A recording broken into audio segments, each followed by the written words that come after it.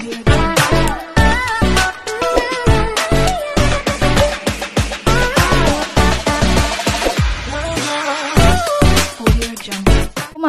warahmatullahi wabarakatuh. Welcome to my YouTube channel lagi teman-teman di kelasnya Bu Wenti Krisna.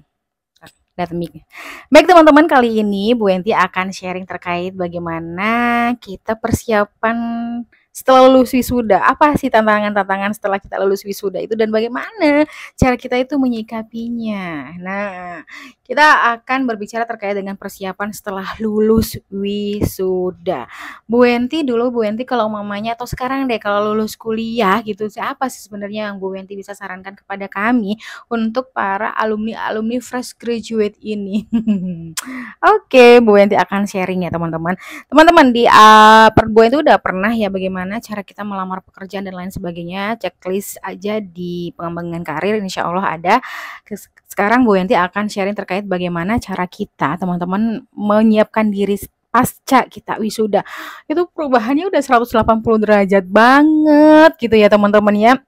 Yang awalnya semester 1 sampai semester 5, 6 kita banyak sama teman-teman main, ngopi-ngopi bareng sama teman-teman, ngerjain tugas bareng, udah semester 8 udah mau wisuda. Terus aku lapo mari ngene ya. Ya, kita akan berbicara apa yang harus dilakukan. Yang pertama adalah ini versinya Bu Wenti yang mode pekerja keras dulu ya kan, mode pekerja keras dulu. Nah teman-teman, pasca wisuda sebenarnya pasca wisuda itu udah apa yang harus dilakukan itu udah Bu Wenti lakukan sebelum wisuda sebenarnya seperti itu ya kan, yaitu menyiapkan lamaran-lamaran kerja. Saya sekali lagi silakan buat teman-teman yang mau menjadi wirausaha, menjadi pekerja karyawan di perusahaan orang lain, it's okay. Apapun itu pilihannya teman-teman, asalkan bertanggung jawab atas pilihan tersebut dan memang tujuannya kita satu ya, cari kebaikan dalam kehidupan kita ya. Yang penting kan tujuannya memang sama lah ya, ada yang cari duit gitu ya, kebahagiaan kita selanjutnya itu seperti apa, jalan hidup kita tuh seperti apa. Kalau Bu Wenti yaitu menyiapkan lamaran kerja sebanyak 10 lamaran, 15 lamaran, itu udah CV semuanya udah Bu Wenti siapkan, foto-foto ya untuk lamar kerja, CV yang terbaru, model terbaru yang memang dibutuhkan oleh perusahaan udah Bu Wenti searching ya 1 semester sebelum Bu Wenti itu wisuda udah kita siapkan ya. Itu udah kita siapkan sebelum 1 semester sebelum kita wisuda, foto yang bagus untuk kerja, baju-baju yang bagus untuk wawancara kerja dan juga CV ini yang paling penting juga ya ketika kita itu pasca wisuda. Ya, pasca wisuda udah siap CV terbaru yang memang benar-benar itu adalah yang diinginkan oleh perusahaan. Itu ya teman-teman. Itu kalau mode kita itu pekerja keras. Tapi kalau umpamanya modenya adalah aduh Bu, saya pengen menikmati kehidupan saya setelah kuliah dulu, saya pengen ya istirahat dulu lah Bu, pengen traveling, it's okay. Ya duit masih banyak ya. Kalau Bu Wenti kan harus mencukupi kebutuhannya Bu Wenti dan keluarga. Jadi modenya yang dipakai adalah kerja keras, gas ya, ngelamar kerja dengan metode yang tadi itu ya. 6 bulan sebelum wisuda semuanya udah saya preparekan, dan ketika sudah wisuda tinggal nanti kita menerima panggilan-panggilan wawancara kerja. Tapi nggak apa-apa, setelah pasca wisuda teman-teman baru naruh juga nggak apa-apa. Tapi persiapannya jauh-jauh hari gitu ya teman-teman. Itu yang pertama. Terus yang kedua, terus apa Bu yang kedua setelah pasca kita wisuda? Merapikan sosial media. Mungkin itu kedengarannya apaan sih merapikan sosial media gitu. Apa sih kita ngomongin sosial media ini, mau ngelamar kerja, ngapain kita ngomongin sosial media teman-teman? Di zaman sekarang, di era sekarang by digital semua, apalagi ada AI juga gitu ya. Teman-teman, sosial media itu sekarang dibutuhkan. Ini Bu Wenti adalah bocoran dari perusahaan-perusahaan ya.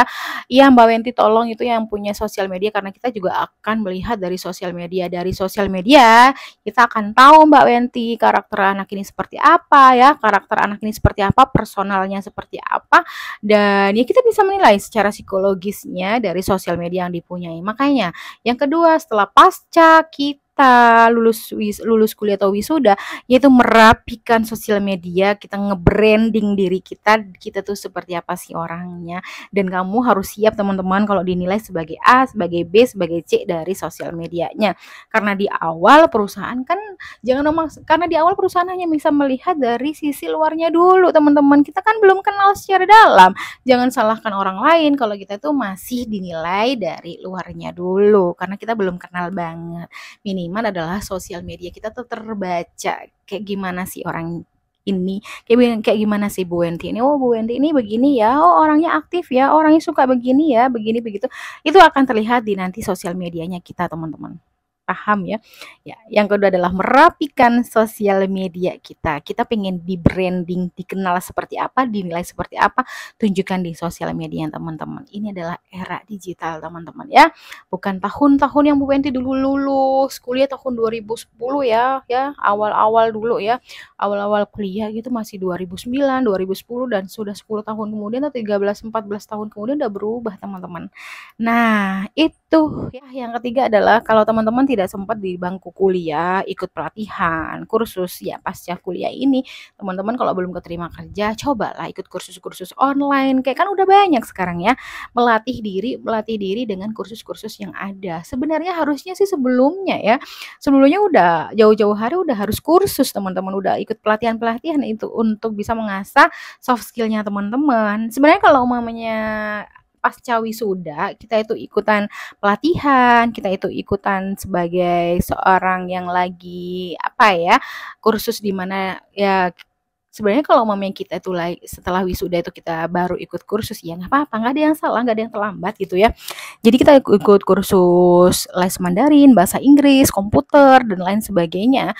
Itu kan sambil nunggu dipanggil pekerjaan sama perusahaan. Nah, pas wawancara, kalau ditanyain kegiatannya apa sekarang, sambil menunggu panggilan wawancara kerja, saya mengisi waktu dengan mengikuti kursus-kursus yang saya ikuti, yaitu les bahasa Inggris dan juga Mandarin. Dan juga satu lagi adalah komputer. Enak ya, ada jawabannya, logis gitu kan ya. Jangan nunggu main game PS. Ya itu pilihan ya kan, itu pilihan, terserah mau milih yang seperti apa. Cuman kan di sini Bu Wenti saran adalah ikutilah dengan program-program yang bisa mengasah soft skillnya teman-teman pasca kuliah. Oke, pasca wisudanya teman-teman. Semoga sukses ya teman-teman. Jangan khawatir, kehidupan ini nggak bisa ditebak. Kehidupan ini dinamis.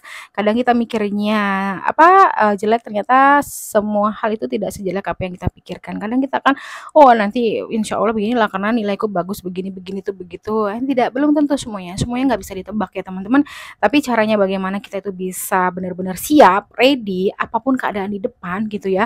Kalau kita ready, insya Allah akan berjalan sebagaimana mestinya dan kita akan berjalan sebaik mungkin. Kita siap soalnya. Oke, gitu ya teman-teman. Selamat datang di dunia yang sebenarnya, emang kemarin nggak sebenarnya. Selamat datang di dunia kerja teman-teman, di mana dunia ini adalah perjalanan tahap selanjutnya after teman-teman kuliah. Semoga berkah, semoga sukses, semoga selalu bisa dibanggakan oleh orang tua dan keluarganya teman-teman. Sehat selalu, sukses selalu, murah rezeki, panjang umur, bahagia selalu, semoga bermanfaat. Terima kasih. Wassalamualaikum warahmatullahi wabarakatuh.